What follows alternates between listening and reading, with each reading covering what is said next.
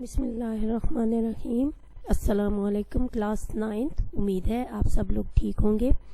آج ہم اردو کا پہلا سبق پڑھیں گے جو ہے مولانا اخلاق نبوی صلی اللہ علیہ وسلم، ٹھیک ہے، اخلاق نبوی صلی اللہ علیہ وآلہ وسلم۔ یہ جو ہے یہ مولانا شبلی نعمانی صاحب کا تحریر کردہ ہے۔ اس کے مصنف جو ہیں وہ مولانا شبلی نعمانی صاحب ہیں جو سر سید احمد خان کے دور کے ہیں، ٹھیک ہے۔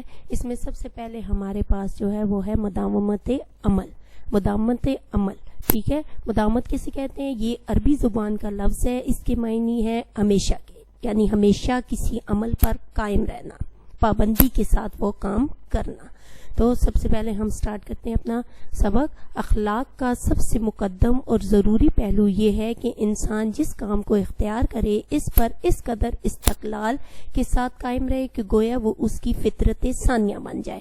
اب اس میں سب سے پہلا لفظ ہے اخلاق، خلق کی جمع، ٹھیک ہے، اور سب سے مقدم اور ضروری پہلو، ٹھیک ہے۔ وہ کیا بتایا جا رہا ہے کہ جو کام بھی انسان اختیار کرے اس پر اس قدر استقلال مضبوطی کے ساتھ ہمیشہ قائم و دائم رہے کہ گویا وہ اس کی فطرت ثانیہ کہتے ہیں لازمی حصہ، اس کی زندگی کا، اس کی فطرت کا لازمی حصہ بن جائے، ایسا کام کرے۔ انسان کے سوا تمام دنیا کی مخلوقات صرف ایک ہی قسم کا کام کر سکتی ہیں اور وہ فطرتاً اسی پر مجبور ہے۔ اب دیکھیں انسان کے سوا کیوں بولا ہے؟ کیونکہ انسان کو اللہ تعالیٰ نے اشرف المخلوقات بنایا، ٹھیک ہے، مخلوقات میں سب سے اعلیٰ درجہ دیا، فرشتوں سے انسان کو سجدہ کروایا، ٹھیک ہے۔ باقی جتنی بھی مخلوقات اللہ تعالیٰ نے بنائی جن میں جو ہے وہ جانور بھی ہیں، پرندے ہیں، چرندے ہیں، ٹھیک ہے، اور باقی سمندری مخلوق ہے، وہ سب کی سب ان کے ذمہ اللہ تعالیٰ نے جو کام لگایا وہ فطرتاً اسی کو کرنے پر مجبور ہے، وہ اس سے آگے پیچھے نہیں ہوتے۔ جبکہ اللہ تعالیٰ نے انسان کو عقل و شعور عطا کیے اور اسے جو ہے وہ دنیا میں اس کے ذمہ ڈھیر ساری ذمہ داریاں لگائیں، بہت سارے کام لگائے، بہت سارے حقوق و فرائض لگائے، اور وہ اپنی عقل اور شعور کو استعمال میں لاتے ہوئے وہ سارے کام کرتا ہے، ٹھیک ہو گیا۔ اس وجہ سے یہاں پہ کہا کہ تمام مخلوقات جو ہیں وہ صرف ایک ہی قسم کا کام کر سکتی ہیں اور وہ فطرتاً اسی پر مجبور ہیں۔ لیکن اخلاق کا ایک دقیق نقطہ، دقیق کہتے ہیں گہرا، ٹھیک ہے، بہت ہی باریک جس کو کہا جاتا ہے، وہ کیا ہے کہ انسان اپنے لیے اخلاق حسنہ کا جو پہلو پسند کرے اس کی شدت سے پابندی کرے، شدت سے سختی کے ساتھ، یعنی اخلاق حسنہ کہ اپنی زندگی میں وہ جو بھی کام اختیار کرے وہ اس پر پابندی کے ساتھ جو ہے وہ اس کام کو کرے، اور وہ اس طرح دائمی اور غیر متبدل طریقے سے اس پر عمل کرے کہ گویا وہ اپنے اختیار کے باوجود اس کام کے کرنے پر مجبور ہے۔ دائمی ہمیشہ کو کہتے ہیں، ٹھیک ہے، ہمیشہ، غیر متبدل کبھی نہ تبدیل ہونے والا، ٹھیک ہے۔ ایسے ہمیشہ اور کبھی نہ تبدیل ہونے والے طریقے سے وہ اس پر عمل کرے، گویا وہ اسے اختیار ہے کہ وہ اس کام کو چھوڑ دے، لیکن وہ اس کام کو چھوڑنا نہیں چاہتا، وہ اس کے کرنے پر مجبور ہے، ٹھیک ہے۔ اور لوگ دیکھتے ہی دیکھتے یہ یقین کر لیں کہ اس شخص سے اس کے علاوہ اور کوئی بات سرزد ہو ہی نہیں سکتی، ٹھیک ہے، یعنی لوگوں کو یہ بات کہ وہ اس بندے کو دیکھیں اور وہ کہیں، جیسے کہ ہمارے نبی پاک صلی اللہ علیہ وسلم جب دور سے تشریف لاتے تو وہ کفار جو ہیں وہ بھی ان کو صادق اور امین کہتے تھے، کیوں؟ کس وجہ سے کہ انہوں نے کبھی زندگی میں جھوٹ نہیں بولا، کبھی انہوں نے امانت میں خیانت، تو یہ لقب ان کو ان کی انہی خوبیوں کی وجہ سے ملے، ٹھیک ہے۔ سمجھ آ گئی آپ کو؟ گویا اس سے یہ افعال اس طرح صادر ہوتے ہیں جیسے آفتاب سے روشنی، درخت سے پھل اور پھول سے خوشبو، ٹھیک ہے۔ یہ ہمیں 3 مثالیں دے کر سمجھایا جا رہا ہے کہ جیسے آفتاب کا کیا کام ہے؟ آفتاب کسے کہتے ہیں؟ سورج کو کہتے ہیں۔ اس کا کیا کام ہے؟ روشنی دینا، ہم سب جانتے ہیں کہ سورج روشنی دیتا ہے۔ درخت سے پھل کہ جب ہم پھلدار درخت لگاتے ہیں تو اسے امید پر لگاتے ہیں کہ یہ ہمیں پھل دے گا، اور پھول سے خوشبو، پھول کو دیکھ کر ذہن میں فوری یہ خیال آتا ہے کہ یہ ہمیں خوشبو دے گا۔ تو یہ تینوں مثالیں دے کر کیا سمجھایا جا رہا ہے کہ جو بھی اس بندے کو دیکھے وہ یہ کہنے پر مجبور ہو جائے کہ اس شخص سے اس کام کے علاوہ اور کوئی کام سرزد کبھی بھی نہیں ہو سکتا، ٹھیک ہے۔ یہ خصوصیات ان سے کسی حالت میں الگ نہیں ہو سکتی، اسی کا نام استقامت حال اور مداومت عمل ہے، ٹھیک ہے۔ آگے آپ کو اس پیراگراف کی اچھے سے سمجھ۔ رسول پاک صلی اللہ علیہ وسلم اپنے تمام کاموں میں اسی اصول کی پابندی فرماتے تھے. چونکہ ہم اخلاق نبوی پڑھ رہے ہیں تو ہمیں پیچھے تمہید مان کر پہلے تو اس بات کے لیے تیار کیا گیا کہ جو بھی کام آپ کریں وہ اس قدر اس پر آپ جم جائیں کہ وہ آپ کی فطرت کا حصہ بن جائے. ٹھیک ہے, اب آگے نبی پاک صلی اللہ علیہ وسلم کے اخلاق کیا تھے ان کے بارے میں بتایا جا رہا ہے. جس کام کو جس طریقے سے جس وقت آپ صلی اللہ علیہ وسلم نے شروع فرمایا اس پر برابر شدت کے ساتھ قائم رہتے تھے. مطلب اس کام کو پھر آپ نے اپنی زندگی کا لازمی جز بنا لیا تھا, آپ پھر اس سے آگے پیچھے نہیں ہٹتے تھے. سنت کا لفظ ہماری شریعت میں اسی اصول سے پیدا ہوا ہے. ٹھیک ہے, سنت کیا ہے؟ سنت وہ فعل ہے, یعنی وہ کام ہے جس پر رسول پاک صلی اللہ علیہ وسلم نے ہمیشہ مدامت فرمائی, پابندی فرمائی جس کی. ٹھیک ہے, اور بغیر کسی قوی معنی کے یعنی مضبوط دلیل کے علاوہ کبھی اس کو ترک نہیں فرمایا. اس بنا پر جس قدر سنن ہے وہ در حقیقت آپ صلی اللہ علیہ وسلم کی استقامت حال اور مدامت عمل کی ناقابل انکار مثالیں ہیں. سنن ہے سنت کی جمع. ٹھیک ہو گیا. تو یہ جتنی بھی ہمارے پاس نبی پاک صلی اللہ علیہ وسلم کی سنت ہیں وہ جو ہیں وہ در حقیقت جو ہے وہ استقامت حال مدامت عمل کی ناقابل انکار مثالیں, یعنی ان سے ہم انکار نہیں کر سکتے. ٹھیک ہے, اب پڑھتے ہیں حسن خلق. نبی پاک صلی اللہ علیہ وسلم کے حسن خلق کیا تھے؟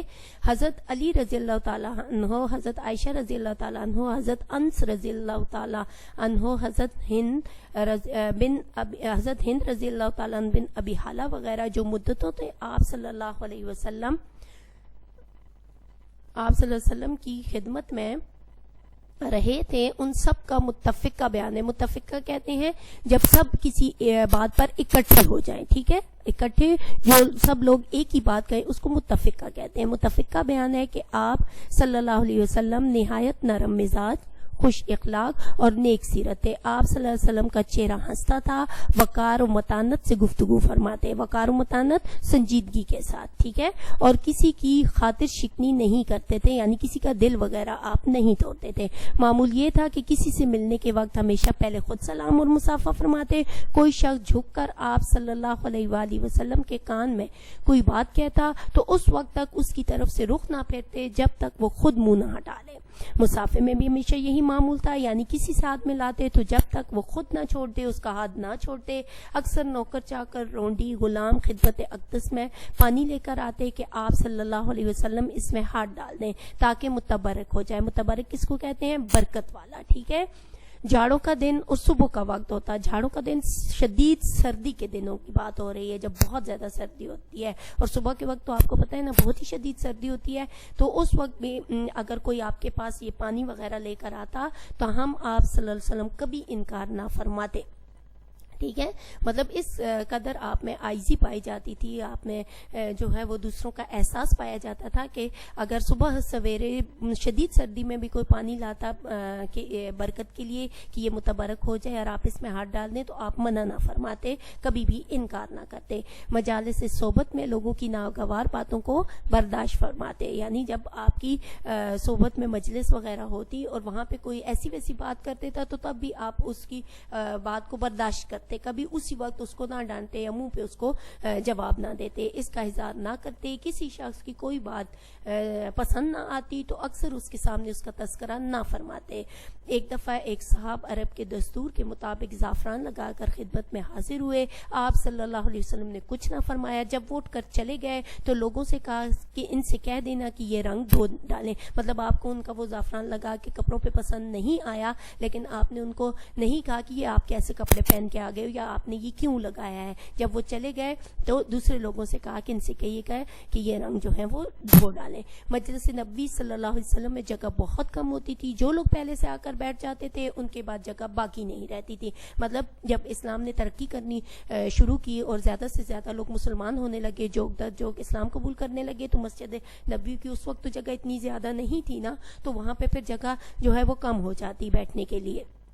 تو بعض لوگ جو بعد میں آتے ان کے لیے جگہ نہیں رہتی تھی. ایسے موقع پر اکثر کوئی آ جاتا تو اس کے لیے آپ صلی اللہ علیہ وسلم خود اپنی ردائے مبارک اپنی چادر مبارک بچھا دیتے تھے. کسی کی کوئی بات بری معلوم ہوتی تو مجلس میں نام لے کر اس کا ذکر نہیں کرتے تھے, بلکہ صیغہ تعمیم کے ساتھ فرماتے تھے کہ لوگ ایسا کرتے ہیں. صیغہ تعمیم مطلب غائبانہ اس کو جو ہے نا کہہ دیتے کہ لوگ ایسا کہتے ہیں, تاکہ وہ جو ہے نا وہ اس بندے کو وہ بات بری نہ لگے, اور خود جو ہے اس کا نام اگر لے کر آپ مجلس میں اس طرح سے کریں گے تو جو بندہ ہے اس کی دل آزاری ہوگی، اس کا دل دکھے گا. تو اس لیے آپ لوگ کا لفظ استعمال کرتے کہ لوگ ایسا کہتے ہیں یا لوگ ایسا کرتے ہیں. بعض لوگوں کی یہ عادت ہے. یہ طریقہ ابہام اس لیے فرماتے تھے کہ شخص مخصوص کی ذلت نہ ہو اور اس کے احساس غیرت میں کمی نہ آئے.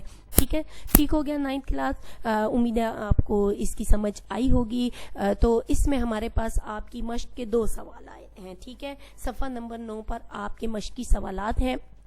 آپ اپنی بک میں صفحہ نمبر 9 پر جائیے، وہاں پہ آپ کے مشقی سوالات ہیں جو ہم ساتھ ساتھ کریں گے. ساتھ ساتھ ہم اس لیسن کو پڑھتے جائیں گے اور ساتھ ساتھ میں آپ کو الفاظ معنی بتاتی جاؤں گی، آپ کو میں اسے سمجھاتی جاؤں گی، اور ساتھ ساتھ ہم مشق کریں گے جو آپ نے اپنی نیٹ نوٹ بک میں نوٹ کرنی ہے. مطلب آپ نے نئی نوٹ بک پہ جو آپ نے ابھی لی ہے نا اپنی نئی نوٹ بک، اس پر آپ نے لکھنی ہے اردو کی نوٹ بک پر. ٹھیک ہے، تو آپ نے صفحہ نمبر 9 پہ آپ کا سوال نمبر پہلا جو سوال ہے وہ ہے کہ مصنف نے اخلاق کا سب سے مقدم اور ضروری پہلو کیا بتایا ہے. تو ہم نے یہاں پہ دیکھیں مداومت عمل میں سب سے پہلا جو آپ کا پیراگراف ہے جو شروع ہوتا ہے اخلاق کا سب سے مقدم، یہ دیکھیں یہاں سے اخلاق کا سب سے مقدم اور ضروری، یہاں سے لے کر آپ نے الگ نہیں ہو سکتی، یہاں تک اس کا آنسر دینا ہے. سمجھ آ گئی 9th کلاس؟ یہ آپ کے پہلے سوال کا آنسر ہے.